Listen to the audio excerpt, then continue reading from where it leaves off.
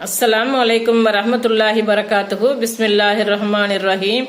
அன்பான சகோதர சகோதரிகளே, எல்லாம் வல்ல அல்லாஹ்வின் நல்லடியார்களே, இன்று நாம் காணவிருக்கும் தலைப்பு இஸ்லாமும் மருத்துவமும்.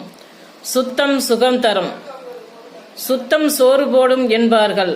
சோறு மட்டுமல்ல, சுத்தம் சுகமும் தரும். ஆம், நமது உடல், உடை, இருப்பிடம், சுற்றுச்சூழல் ஆகியவற்றை தூய்மையாக வைத்திருப்பது நம்மை அண்டவிருக்கும் நோய்களை விட்டும் காத்துக்கொள்ளும்.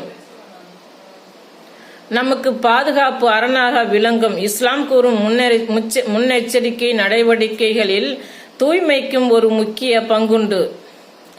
அனைத்து விதமான தூய்மைகளை பற்றியும் இஸ்லாம் வலியுறுத்துகிறது. பல் துலக்குதல், குளித்தல், ஆடை சுத்தம் மற்றும் சுற்றுப்புற சூழலை மாசுபடுத்தாமல் சுத்தமாக வைத்திருத்தல் ஆகிய அனைத்தையும் பற்றியும் இஸ்லாம் எடுத்துரைக்கிறது. பல் துலக்குதல். பல் துலக்கி வாய் கொப்பளி